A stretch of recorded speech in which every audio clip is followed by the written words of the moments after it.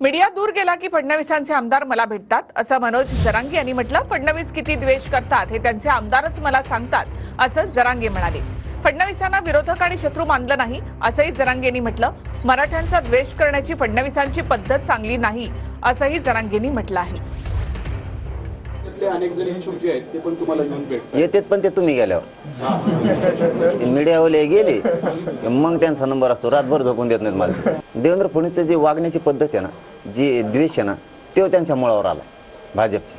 कारण भाजपमधला मराठा सुद्धा खुश नाही आहे तिथं आता। कारण ते शब्द ते हिनवल्यासारखं बोलणं, मराठ्यांनाच फक्त टार्गेट करणं, मराठ्यांना वेळ न देणं, बाकीच्याला वेळ आहे त्यांच्याकडं, ऐकून घ्यायला वेळ आहे, मराठ्यांचं ऐकून घ्यायला त्यांच्याकडे वेळ नाही, शेतकऱ्याचं ऐकून घ्यायला वेळ नाही। याच्यामुळे इतका रोष वाढलाय। त्यातल्या त्यात त्यांचे माझे आमदार हे तर पुरते कदारले, पूर्ण कदरून गेले। सगळ्याच पक्षाचे राज्य येतात माझ्याकडे, पण मीडिया गेल्यावर फडणवीस आमचे विरोधक नाहीत, शत्रू नाहीत। जाहीरपणानं प्रामाणिक मतानं सांग, विरोधक नाहीत।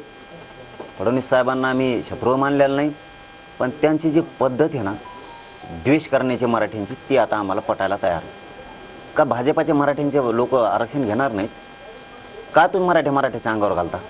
ही त्यांची वागणूक चांगली नाही। मराठ्यांचेच आमदार मराठ्यांच्या अंगावर का सोडले तुम्ही? आमच्या ठरलेल्या सगळ्या मागण्या मंजूर करा, ते राजकारण तुम्हाला लकला, पण तुम्ही नाही दिलं।